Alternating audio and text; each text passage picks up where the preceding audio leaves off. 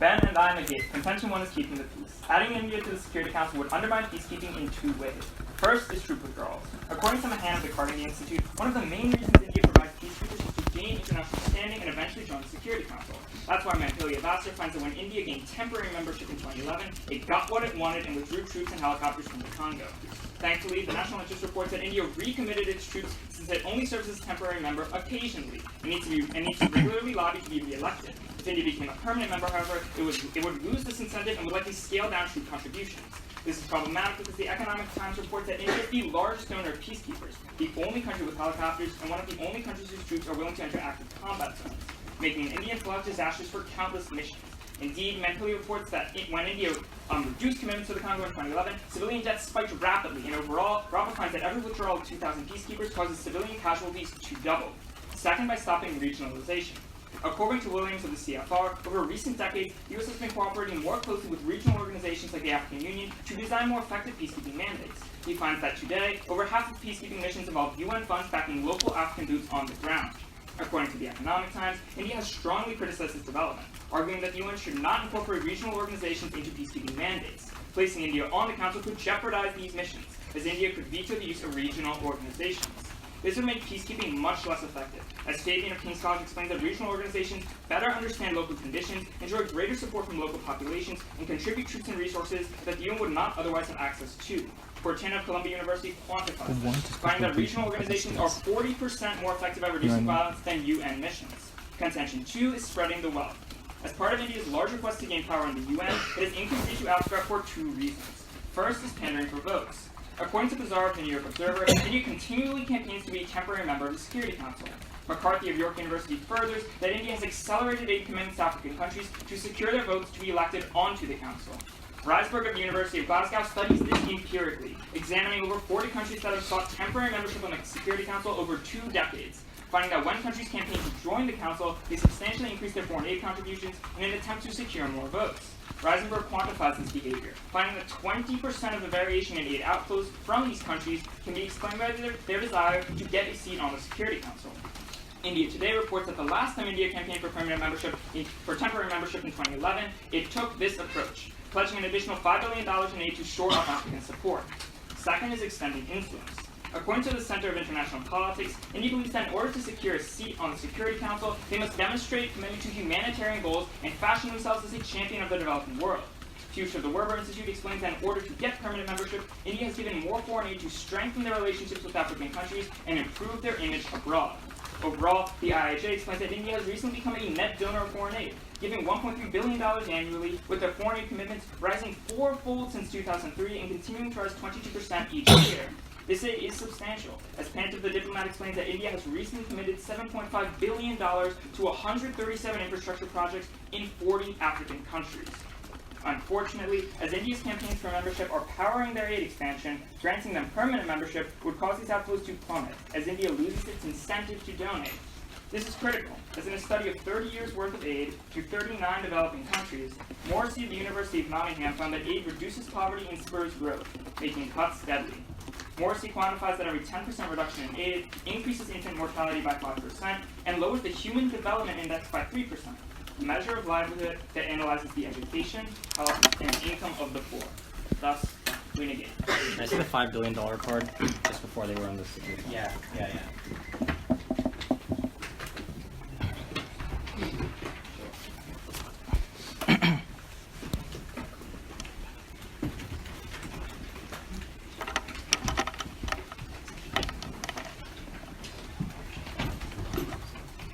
And after that, I want to see Portland. It would be one.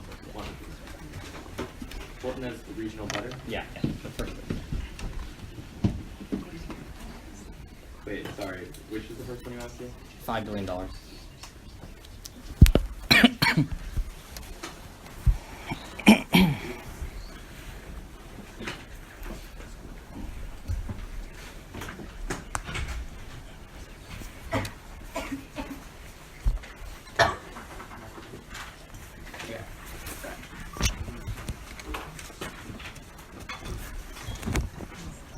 It's pretty much if you just read the headline, like you can read the article, but the headline is basically what we're saying. Okay. And the subtitle. We'll start time.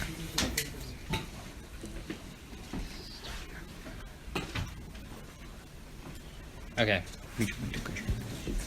That was 8 seconds. The next one was Regional. more effective. Yeah.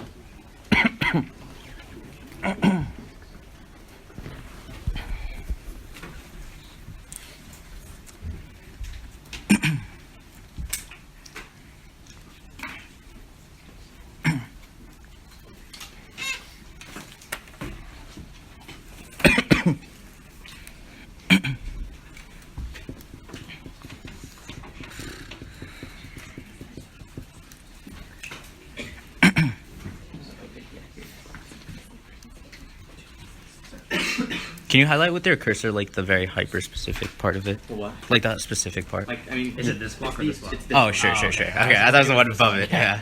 I'll start typing now. Yeah. This Okay. It's just like glue. Alright. That was 13 seconds total. Let me just write that down. Sorry.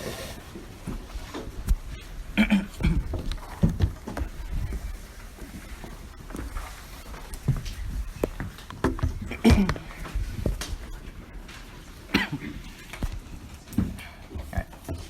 Are you guys good? Yeah. Josh? And all 3 of my judges? Yep. Alright. I'll start time now. Acton-Boxborough firms. Contention 1 is easy money. As Nguyen 6 of the GPF explains, UNSC members are willing to trade their vote for favors. They promote another country's interest in the Security Council in exchange for development aid from an organization in which the other country has influence. This process is known as vote buying and produces 2 key benefits to India. The first is US aid. Alexander 18 of Vanderbilt University writes that UNSC members experienced a 59% increase in US aid. Crucially, a 2019 US aid report finds that aid-funded health programs in India prevent 2 million deaths per year, amounting to 20% of their mortality burden. Second is World Bank loans. Sturm 7 of the University of Munich explains that India receives an average number 10 new World Bank projects when it is not serving on the UNSC, but when on the Council, the average number of new projects was 14. As such, members of the UNSC on average receive a 77% increase in loans. These loans reduce poverty in India. A 2010 World Bank report indicates that loans brought water supply and sanitation to 25 million rural people, while its TB vaccination programs have saved 2.6 million lives. Our second argument is bolstering peacekeeping. Hare 17 of the University of Westminster finds that UN peacekeepers are outnumbered and stretched across vast areas, making the use of force only a paper option. This is because nations that contribute peacekeepers have no say over their mandates. Young 5 of New York University writes that although Article 44 of the UN Charter states that any non-member of the Council that contributes troops should have authority in how those troops are utilized, this clause has not been used.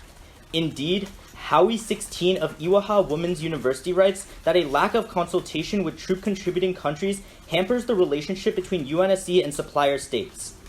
Fortunately, granting India permanency would increase contributions in 2 ways. The first is by increasing legitimacy. India has a prime interest in building connections with the developing world. For example, Teo 11 of CNN writes that China has been able to use its economic clout to forge ties with Africa. India is hoping that soft power can win the continent. Which is why Mishra 6 of the University of Hyderabad explains that India's national interests are in the maintenance of close ties with African states. India has thus adopted a pro-developing nation stance, giving troop-contributing nations representation. For example, Mukherjee 14 of the PMINY writes that India has called on the Council to engage with troop-contributing countries under Article 44. Empirics confirm that nations with representation over their peacekeeper usage contribute more. Voten 13 of Georgetown University writes that UNSC members with influence over peacekeeping operations increase contributions by 35%. Second is by catalyzing reform. If India were to become a permanent member, it would reignite hopes for an expanded council. Gorman 17 of the University of Waterloo writes that India has lobbied for a permanent seat as part of a reformed UNSC with additional members. Critically, Gutierrez 19 of the Express Tribune writes that peacekeeping finances are determined by a formula that takes into account a country's Security Council status. Even if India were unable to pass these reforms, its membership alone would increase other nations' hope to gain permanency as well.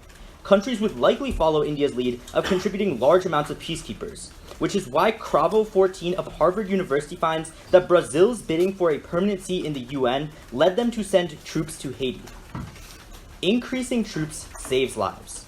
When peacekeeping operations are more substantial, they are better able to monitor ceasefires, disarm rebel groups, and protect civilians.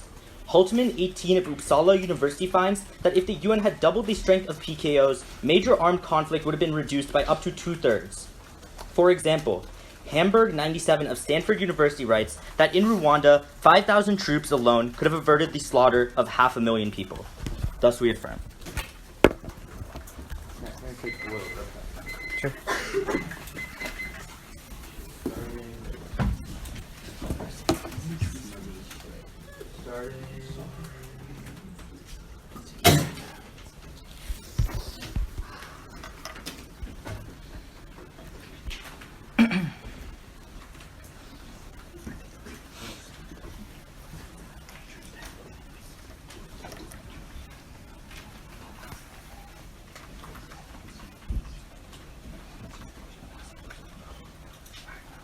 Okay. Ready? We're at 138. Sure.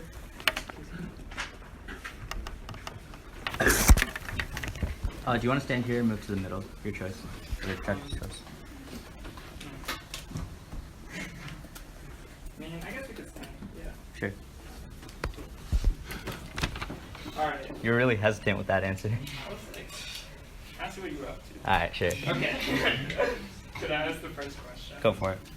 So, on your contention about reform, could you name a specific reform that India is going to promote when it's on the council? Like trying to increase membership. That's the argument we give from Gutierrez. May I ask you? Membership, like, Permanent and non-permanent.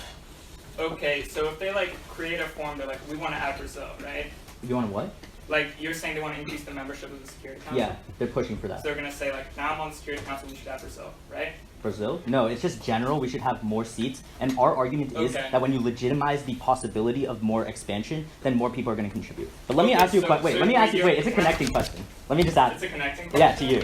Okay, but one No, it's like final you thing. bounce. It's you get a Wait, question, then I get a mine's question. really We both know the short. rules of Crossfire, so let's Wait, implement what it. if China, like, vetoes that, then, like, no new members are added, right? If China vetoes it? If China's like, we don't want new members. Well, we obviously, don't that's want- what permanent seats mean. Okay, cool. Yeah. Okay, so let's talk about your second contention on like African like influence, right? So what is the possibility or probability that India gets a permanent seat right now? Like, it's, the Indian government thinks it's quite high, actually. Like, recently, when they were a temporary member last time, in 2011 to 2012, Yeah. the Indian government said, oh, this is a trial run for when we're a permanent. But your variation thing says only 20% of aid variations is because of UNSC. Doesn't that mean that 80% is not? That's a substantial amount of Okay, clearly you haven't Like- taken AP stats because No, what like variation? 20% of variation No, is a because lot. variation is r squared, and that means that r is the square root of 20. Josh is gonna explain the math in rebuttal, but what it means, Like, what I look forward to hearing all it of means, that amazing all it means math. is that your stats are statistically Okay, so insignificant. I've got like a lot of new front lines that you're gonna hear in the first summary. Well, So you obviously, might have to reconsider. well, obviously, if your best evidence is in Well, case, like I'd be a little since concerned you wanna about indict that. My study, I'm gonna go and indict your study.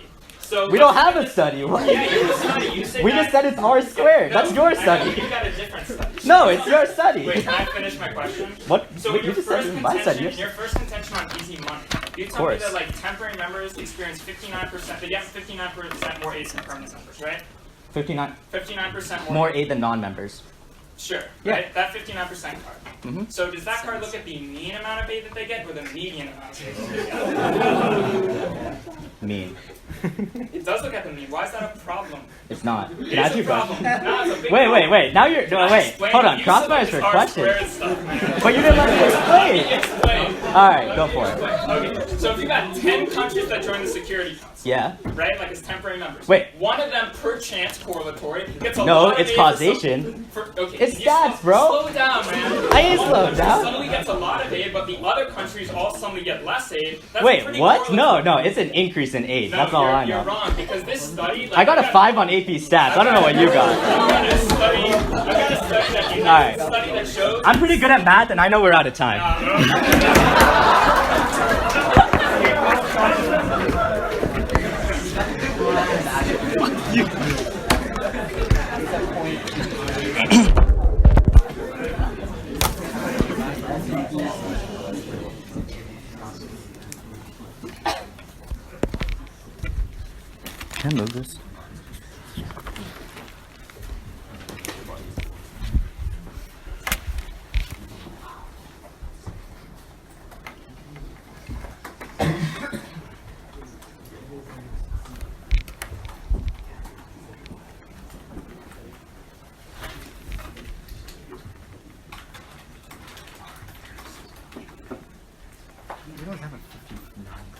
Yeah, we do. It says 77.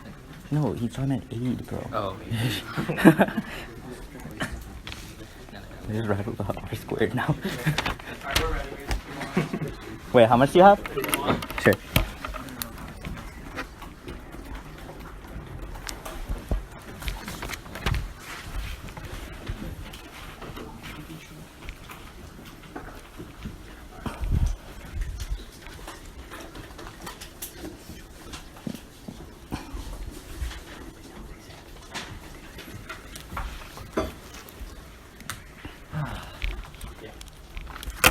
You guys ready? Yeah. Start on easy money. Their first link is increase in U.S. aid. First of all, we tell you the total budget for U.S. aid is going to stay the same. The NPR tells you Trump wants to cut the aid budget, not increase it. That means even if he increases aid to India, it's likely to be traded off or reallocated away from Africa or Latin America because he's never going to ask Congress for a total higher aid budget. Which means likely, it's the term, because that means likely we're going to be taking aid away from African countries who probably need it more. Gilligan's Telegraph gives you context and tells you that when Britain increased aid to India in 2012, it did so by cutting aid to Africa. That's probably going to be very likely. But then, second of all, we tell you that their study says it increases by 59%, but we tell you that's just not true because the Bashir Princeton tells you when you look at the actual median on all 253 terms, 68% of the time aid stayed the same or went down. And we tell you the last time India was as a non-permanent member, USAID said aid actually fell, did not increase. But then we also tell you that they say the link is this like vote buying. But we also tell you, according to the Telegraph, India doesn't like aid, it's telling people to turn away aid, but it means it's not effective, very effective way to buy votes. Then, on the World Bank, first of all, we also tell you, according to Glennie of The Guardian, that they're quickly developing, and within a few years will no longer be considered a low-income country, so they won't be able to receive these loans. But then also the total World Bank budget doesn't change. And so again, it's going to be reallocated away from Africa. But then and again, the World Bank tells you the last time they joined in 2011, they did not increase aid. Yes, but, they did. And we tell you that at the end of the day, the World Bank programs are not effective. Kid of Brown University tells you that they have 20 times less effect on inequality. We also tell you Africa aid outweighs because 2/3 of the world poor are concentrated in Africa. Then you go to their second link where they tell you they're going to be able to boost peacekeeping. The first thing they tell you is they're going to increase legitimacy because other countries are going to see them as they represent other troop contributing countries think they'll represent their interests.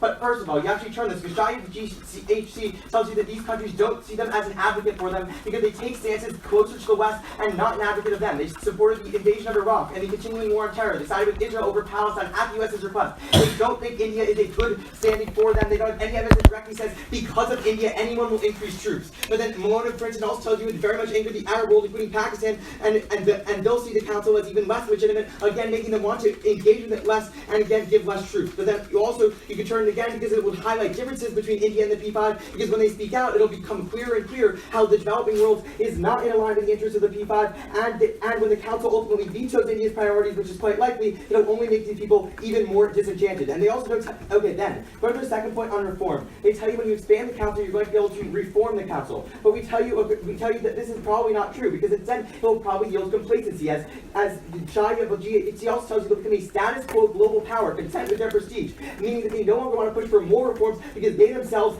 are in a good spot. And we also tell you this is very short term because as long as these people, as long as in China or the U.S. vetoes more members going onto the council, they'll soon realize there's no chance of getting onto the council. There's no reason to give more troops. Then at the end of the day, we also tell you that you can turn peacekeepers for several reasons. First, because Malone Princeton tells you that they link all wrong. India often is a critic, not a supporter of missions, and wants to draw down from them. But second, Malone tells you they've spoken out against wider, more robust mandates where they can stay longer into peace building. They specifically do not want the UN to engage in peace building, which is like elections and is long-term involvement in the country. And Salvanus of Yale tells you that reduces the probability of future conflict by 36% more than traditional peacekeeping. We also tell you from our case that regional peacekeeping is 40% better, and India doesn't support regional peacekeeping. But furthermore, we also tell you, according to Indian Express, that India opposes mandates that allow you to use force on those committing mass atrocities. These are better for a few reasons. First, because the local people on the ground in these localities often think that peacekeepers are really ineffective because they can't actually use force against people committing mass atrocities. It also deters people from committing atrocities in the first place. They think people are actually going to use force. And we also tell you and then we tell you and it also deters regional actors from intervening because they think the UN isn't effective. That's why Green and McAllister tells you it's 75% more effective than UN missions and makes the chase of sustainable peace 72% more effective than when regional actors get involved. But at the end of the day, they also don't tell you why people contributing more peacekeeping matters because the total mandate still has a cap on peacekeeping, and that cap has tended to be low recently under the Trump administration pushing for cuts. Just extend that. Can we see the second and third response to World Bank card? So the first one was like They're no longer the second was like Africa no longer gets the World Bank loans, and the third one was India the World Bank didn't didn't increase. The second one's what? It didn't increase the last time. Yeah. Yeah. Wait, Ben, sorry. What was just your last response to peacekeeping? Oh, it was a turn saying India Yeah. opposes the opposite. No, it was like the cap. Yeah. Oh, yeah, there's a cap on the total number of peacekeepers in Egypt. Just extend that. Okay, you want to see the World Bank responses? So. Yeah. So the first one is India won't be able to get World Bank loans. Yeah.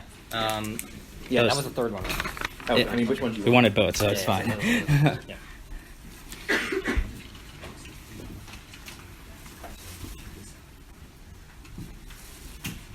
Oh, yeah.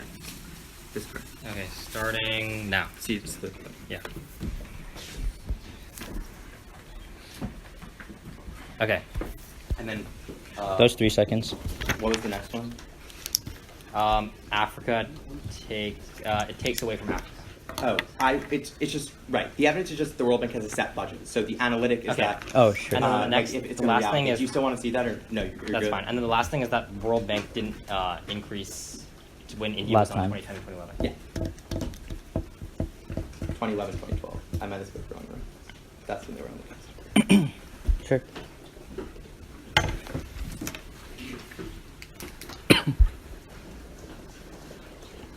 Just trying to put it on this one. Yeah, all good. Like that. Ooh, it's a graph. Yeah, this is- Is this the one with the blue bars Yeah. or like the blue line? Yeah, probably. All right. Jimmy, do you still Oh wanna yeah, see I'm it? fine with that. Yeah. All right. So we've taken 16 seconds, like in the round total. Okay. We'll start taking prep Now. Dude, December last year, that's the first cap on mandates. You just extend the future evidence. Your sense is not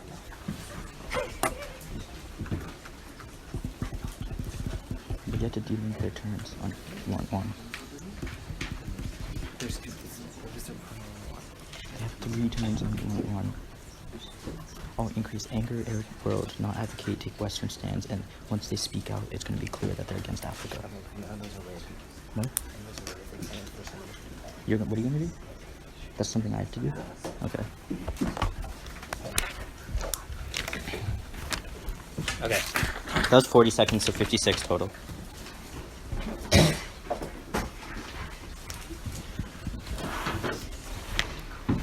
I'm going to be starting by frontlining our case and then moving on to their case. Is everyone ready? All right. Starting now. First response in our so first on our first impact, they said that India didn't see an increase in rating from 2010 to 2011 that he linked their turns. Our second impact on World Bank loans, they have 4 responses. First, they said the World Bank budget, they're going to be outside of it soon. That's only the IDA. The IDA already gives to middle-income countries. In fact, China is one of the largest recipients of India's of World Bank loans. And that's why we see China being is still valid. Second, they say it takes out from Africa. 3 responses here. First of all, according to the Brookings Institute in 2018, India is one of the most satisfactory receivers of World Bank loans. So that ultimately means that it's still better to loan to India. Number 2, we say that actually the funding to the World Bank comes from the United States and other contributor countries. They give money to the World Bank and then they loan it out, which is why, for example, during the 2008 recession, they doubled their amount of loans, which is why we're going to see an increased amount of loans. And then number 3, we tell you that according to the Bloomberg in 2018, you need to loan to countries like India because that gives you money based on interest and that allows you to loan to other nations like Africa. So that actually increased the amount that turns it against them. Then they say from 2010 to 2011, the World Bank did increase. This evidence is not about the actual amount of projects, it's about total debt to the World Bank. However, our evidence from 2010 to 2011 tells you that the World Bank almost increased their loans by 5 times. Next, they tell you that, oh, Africa outweighs because 2/3 of the world poor are in Africa.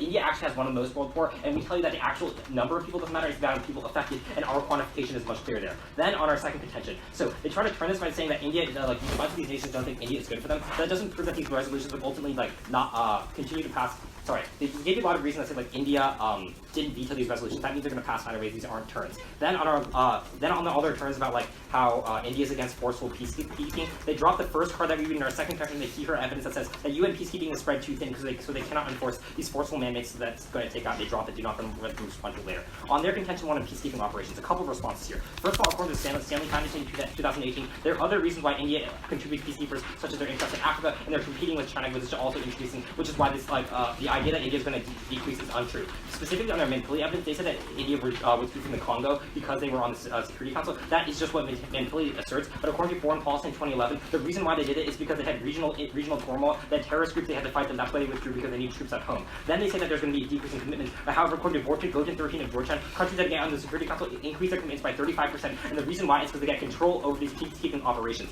Then on their next argument on regionalization, 2 reasons why regional organizations don't work as well. Number 1, because these regional organizations don't have the same obligations as peacekeeping, because the United Nations countries don't want to contribute as much money towards peacekeeping operations, because peacekeeping operations seem a lot more credible than African Union operations. But number 2, they're actually, there's like, when you have an African Union nation like going and intervening in African conflicts, there's a lot more regional interest, because they're afraid that, for example, that nation will be going towards too close towards another African nation, which is why they're ineffective. This is why Cornell University finds in 2012 that these regional organizations aren't as effective as actually UN peacekeeping operations, which is why you can turn it against them. Specifically on their Fortna evidence, Fortna is very, very correlational, and the reason why this is problematic is we say that regional organizations are primarily solving like minor conflicts that the United Nations would not want to get intervening in. Then on their second intention on Indian aid. So the first issue here is their statistics here are awful. They say 20% of the variation is accounted for by getting on the Security Council. Here's the issue. Variation is accounted by R squared. R squared is just the square of the correlation. So for example, every single time I get on the Security Council, I could increase my aid by 1%, and that's a 100% correlation. That doesn't mean there's a huge numerical increase. It just means that there's some kind of correlation. It doesn't mean that there's actually a substantial increase. Specifically on their $5 billion evidence, they say that India increased $5 billion specifically because of the UN Security Council. Their evidence title says this, but the Modi quote that it specifically cites does not say anything about getting on the Security Council. We see there's no way you can attribute causality. Instead, according to Mishra 06 of the Indian Political Association, they found that the reason why India is increasing investment in aid into Africa is because India is competing with China in what is called the next resource race for Africa. Essentially, they're trying to get investment into Africa, they're increasing their aid. This is why they're not able to prove to you how much aid is actually specific to India. But number 2, we would say that actually this aid is definitely a bad thing, because it's all about bribery. If they're just bribing nations, it's not going to go to effective means if they're just trying to get their votes, which is why Oxford University finds that 40% of military spending is inadvertently financed by aid. Lastly, we say this is $35 billion. There's $716 billion to Africa over the last 50 years. No difference in poverty. Small impact.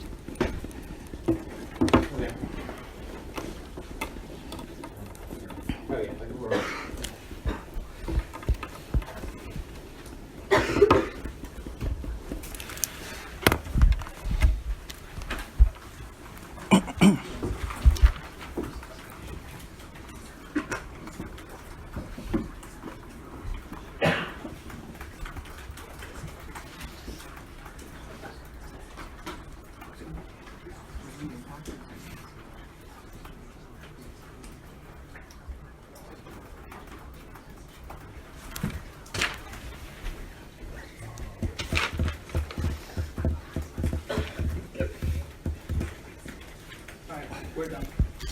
12:13. Yeah, 12. Sure.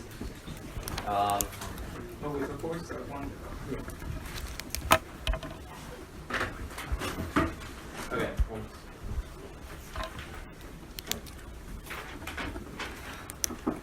Too many papers.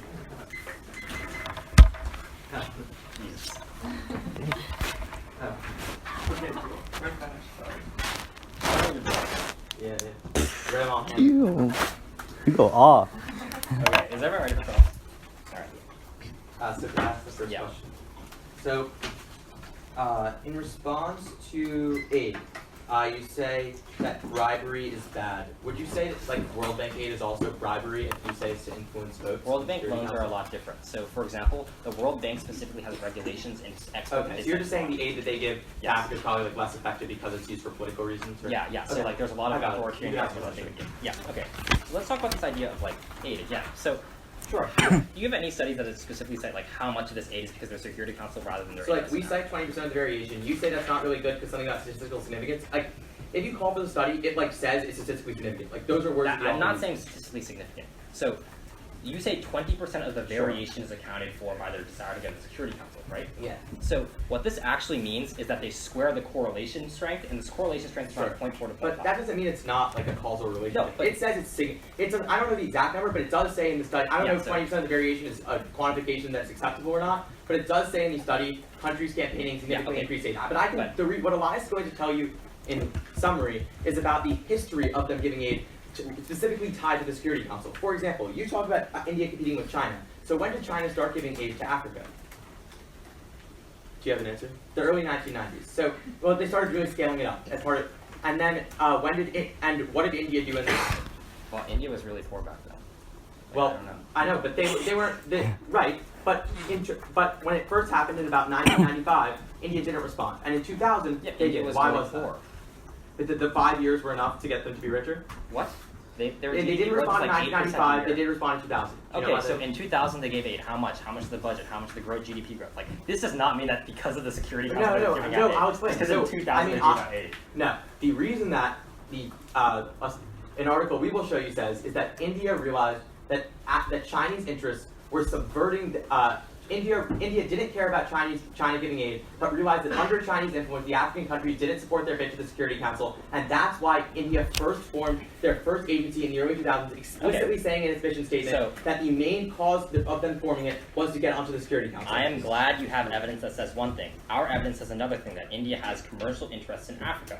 So here's the issue. The one empirical study you give me literally can be a 1% increase in aid every single time they go and try to get in the Security Council, and that could be a 100% accountance in variation, right? Just because there's some. Oh, I understand what you're saying. What is the quantification? Like, So India has it's- so many interests in Sure, Africa. I mean, like, so you're saying that it's just saying that the variation is caused by something, and we don't know how much it varies? No, it literally just says there's a correlation. Like, there's a correlation that could be any I mean, quantifiable number. no, it's not a correlation. The study says it's statistically significant, and it's Statistically significant does not mean it is not I mean, correlative. it's causal. It says literally it's causal, but it also means if the variation is about it's increased about like 22% or something before they go.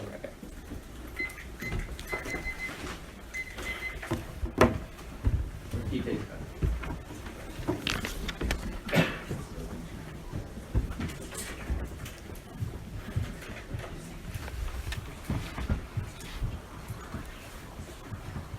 Is that all you? Yeah, that's it. Okay.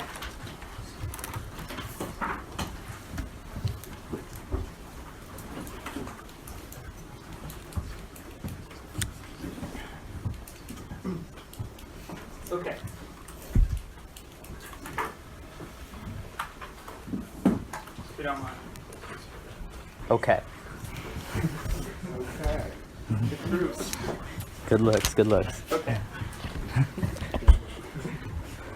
Okay. Pro ready? Yeah. Okay. Okay. Yeah.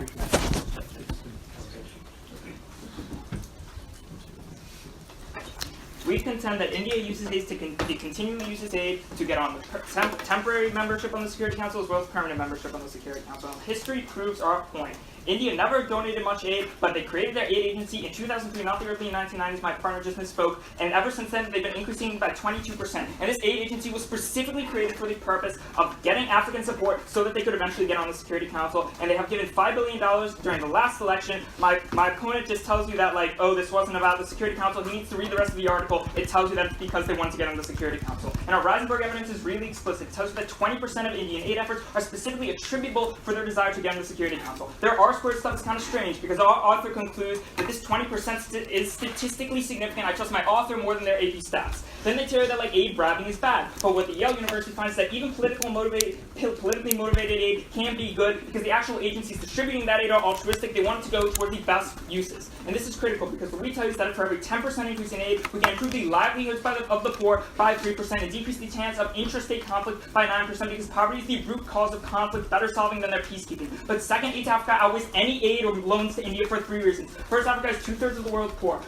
Second, the depth of poverty is much, much worse. It's 13 times worse than other parts of the world. Second, the trend is really important. Every single minute, 44 Indians are lifted out of poverty because of social spending. In the Congo, 6 are pushed into poverty. Now, let's move on to their case. On the World Bank, they never prove to you that it's not in its budget, and they must show that the U.S. actually wants to increase total World Bank loans. They never have done that so far. And a big turn on peacekeeping here. First, we're going to be extending our peace-building term, because what we tell you is that India doesn't like the idea of peacekeepers remaining in the country after the conflict has ended because they have sovereignty issues. But that's problematic, because when peacekeepers don't administer free and fair elections and continue to build infrastructure, the conflict has a 30% higher chance of reigniting. They tell you that there aren't enough troops, but you don't need many troops to just build some infrastructure projects. And second, on these robust mandates, we would argue that you don't need many troops to conduct those either. It's just every single troop is more valuable and more effective because they're able to preemptively attack insurgents. Okay, I have it. This concedes. No, most important thing is that you do need troops because, like, how can you enforce, like, to a robust, like, attacking someone with 6 dudes? How can you build a nation with 6 dudes? It's not gonna work. You can also extend the term of 36% increase on their case. Yeah. You still need the people, so the heater item still applies. This term doesn't apply. Okay. What was his, like, response, like, the U.S. still wants to? What was this one? What was this argument here? The fixed budget shit. Fixed budget. How do I respond to fixed budget? Like, it's based on, like, the amount of, they were able to, like, loan out double the amount in the building institution, right? Wait, why? Oh, also they need to loan to, if when they loan to Yeah, I know, it turns the case. Yeah. Alright, On their case? I'm good. I'm trust me. Okay, fine. Oh, can we see the evidence that says like it goes to only like good aid agencies that? Yeah. It doesn't matter. Political It doesn't matter aid because justice link it to specific, is clear specific to Africa. Step forward.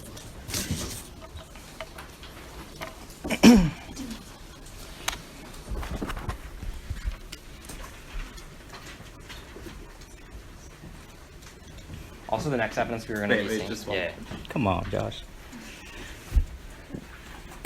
Okay, it's this card. Okay, starting now.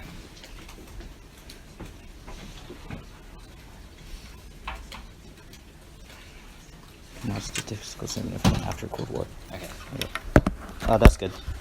Can we see, what's the next one? The next one is that India only does it because like they're paid to get in the Security Council. Oh well, yeah, sure. I mean, it's. Do you want the history thing, or just that like India is giving aid to Africa specifically to get onto the Security Council? I have like they formed the agency to get on the Security Council, or that they're giving aid generally to get on the Security Council. Which one would you like to see? Formed? I want to see formed. Yeah. Reformed. Okay. I know. They both sound kind of sus. I mean, like you can see both if you wish. Yeah, sure. Can we see formed first, though? Yeah, sure. Even if it's 1% increase, I still get 60 cents. I have it. You didn't trust me last time, just trust me now. The land thing is not, because none of it's about how much you guys, they say are something about how much, because even if some of it goes to Africa, it doesn't necessarily trust. Like, they don't actually say how many people they save each dollar. This is formed. I'll highlight this little one. So I'll highlight the part in there. This is formed, right? Yeah.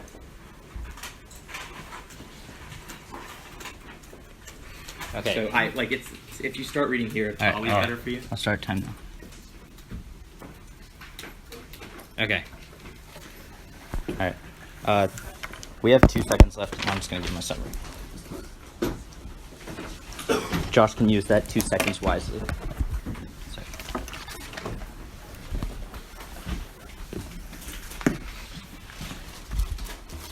So, the order is going to be my contention 2 about peacekeeping, but it's going to cross-apply onto their case a bit. And then it will be my contention 1 about economic growth, and then their contention 2 about their economic growth. Sorry, can you repeat that? Yeah. So, what if I said no? All right. It's going to be our contention 2 about peacekeeping with the cross-application of their case. Then it's going to be our contention 1 about economic gains, and then their contention 2 about economic gains. Okay? I'll signpost. All right.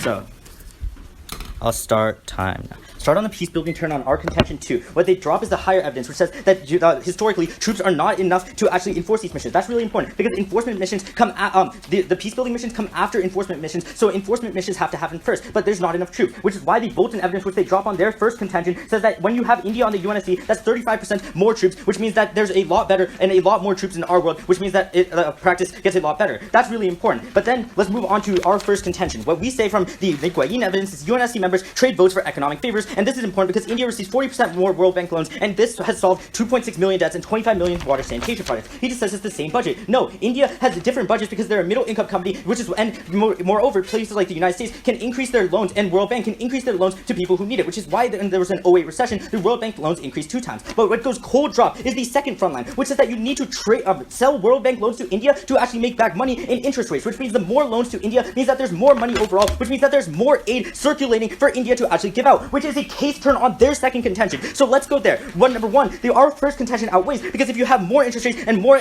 money for India, that means they have more ability to actually give out loans. But let's talk about their specific things. They just say that number one, aid agencies was built in 2003. That's because in the 1999, India was fighting a war with Pakistan, but that ended in the early 2000s, which is why they were able to give aid right after that. Then they say 20% is statistically significant. Even if it's statistically significant, they don't respond to Josh's analysis, which says that even if it's a 20% correlation, that doesn't mean that's how much money, 20% of the money is because of UNSC aid. 1% is a 100% correlation. They don't give you any scalar issues, especially when their 5 billion evidence is literally a quote from Modi, nothing about the UNSC. In fact, the Mishra evidence, which goes dropped in summary, says that India has been racing for Africa against China. That's really important. The final thing he says is that this money is going for bribery. He says that they're going to best uses. The issue here is that number one, 40% of this aid is for the military. That's the Oxford evidence, which is specific to Africa, which means that we outweigh their frontline because our evidence is A, specific, and B, it's not going to these poverty reductions like the general cards. It's more specific to the scenario.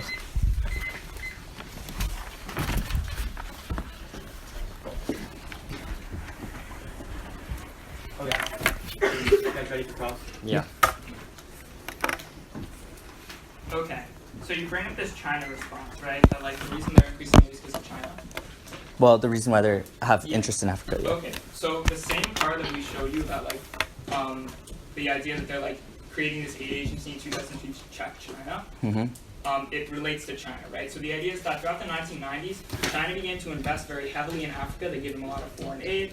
And then the card explains that China began to persuade these African countries that they shouldn't support Indian bids to get a seat on the Security Council. And in response to that, India created their own aid budget in order to try to convince these African countries that they ought to get a seat. So here's our evidence. So here's the issue. Even if that might be the original reason why they actually invested in Africa, the reasoning has shifted, and the reason why is the Mishra evidence, which says that India has a lot of. Hold on, wait.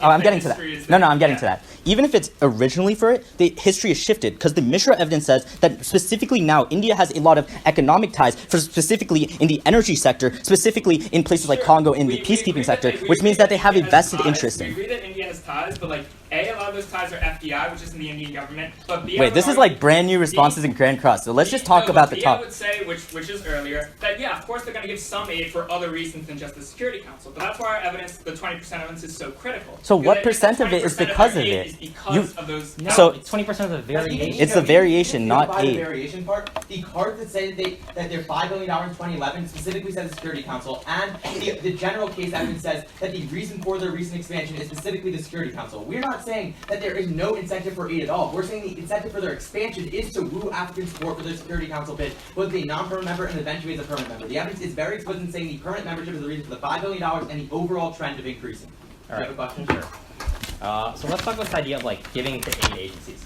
So let's say India wants to get some very oppressive government in Africa's vote. So is India gonna give it to a very nice aid agency and then make that get that oppressive government to vote for them? It's the Indian aid agency that gets it, right? And we're saying that the people who work in the Indian aid agencies didn't go to the Indian aid agency to prop up terrible regimes. Yeah, that study's from the 90s. Or just give military equipment away, right? No, these people are altruistic, good-hearted people, and they're trying to What? help Wait, so is it altruistic or is it that If they're it's- trying to get their I mean, vote? it would, to me, If they're good-hearted, they're just going to give Okay, aid. but what Elias is saying is that India's government motive is to get their vote, but the actual Indian aid agencies and the workers in those agencies tasked with distributing the money are doing it for altruistic reasons. But even more so, even if some of it goes to military spending, you never quantify that that's bad. On net, No. Wait. That's not why. That's not why. Our analysis is that if 40% goes to military spending. Wait, Ben. Let me. No. I understand. But if 40% goes to military spending, then you don't show me what percent of the Morsi evidence that you actually access. A lot of your impacts are really unclear. In general too. Morrissey looks at total aid. Yeah. So Yeah. look at- And also, I'm your saying that evidence Indian looks at aid to total aid to Indian aid to very corrupt governments is not going to help anyone. It's distributed by NGOs. Okay, we'll run. Oh, we're not. Yeah.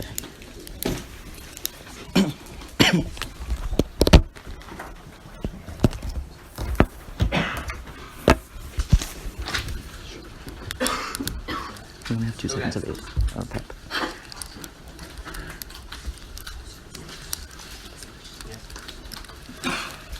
Are you guys good? Yep. You start. Oh wait. The order is going to be our second contention, their first contention, and then peacekeeping.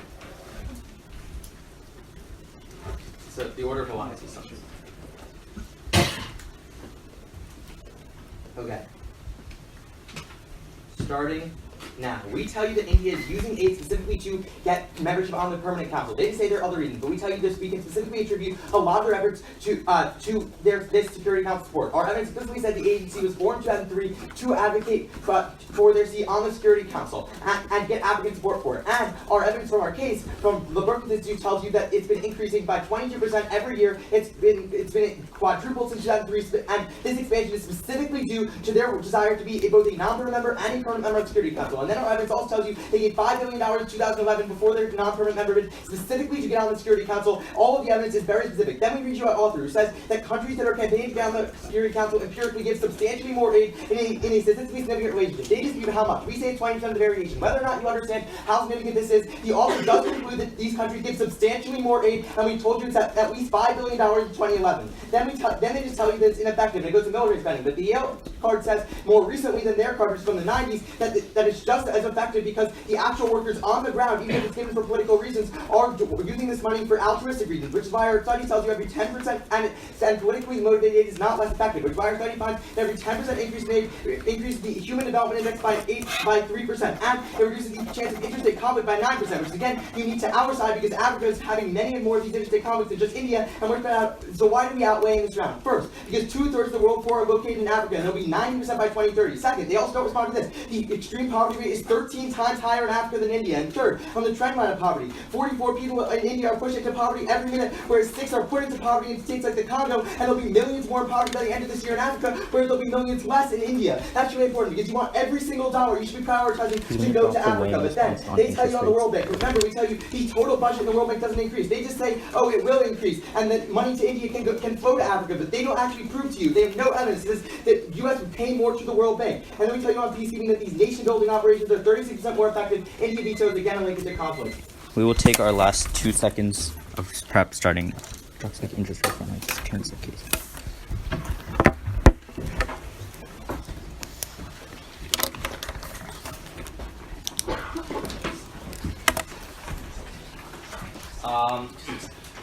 I'm going to be starting on our case. Yeah, I'm going to start on their case, and then the argument of peacekeeping, our case, and their case. Is everyone ready? Okay. Okay. So peacekeeping, our case, their case. First on peacekeeping, they dropped the responsibility. There's a 35% increase in contributions. They say every 2,000 the increase doubles the amount of deaths. We see that's a pretty substantial way. If you don't know where to vote, you're here. You vote there. So moving on to our contention on economic rates. We tell you that UNS members trade votes for favors, and we tell you that historically India has increased 40% of World Bank loans. And World Bank loans have saved 25 million in water sanitation and 2.6 million lives because of TB vaccination. That's a very substantial number. They just have one response. They say the United States isn't necessarily going to increase, and it might take away from Africa. There are 3 front lines that they are responding to. Number 1, we tell you that this aid that is going to India is a separate fund, the IBRD, rather than the IDA. But number 2, we tell you according to Bloomberg in 2018, money to India means in the long term more money to other nations because you make back in terms of interest rates. And number 3, we tell you that since the United States is increasing the amount of aid, that's why they increase the amount of aid by double in our world. We say that they dropped the way that I give you in my second rebuttal. Even if they read you all these reasons why poverty is worse in Africa, they don't specifically isolate you what the aid India is doing in terms of increasing the amount of lives. So there's no way you can weigh the actual number of people that are being saved here. We say our impact is much clearer here. So that means that based on clarity of impact, if you want to know how many people you're going to save, you should be voting affirmative this round. Moving on to their case, a lot of issues here. Number 1, we say call for their evidence. They don't tell you specifically how much of this aid, of this $5 billion, of this how much of Indian aid is specifically. They say 20%. Even if you grant them 20% of $5 billion, that's $1 billion. How much is $1 billion to 40 different nations is going to actually help them? We say that it's a very small amount of number. Second of all, we say that even if their evidence says that in general India gives aid to like these organizations that are really great, we say they have to bribe, for example, Congo. A lot of this money has to go to these very authoritarian regimes. None of their evidence actually specifically talks about India's aid to the UNSC specifically bribes. So we say that our evidence is much more specific, our analysis is much more specific, which is why we still gain access to a 40% increase in military spending that is going to drive conflict in Africa. So we say we are turning this argument. But then lastly we say that yeah, that's fine.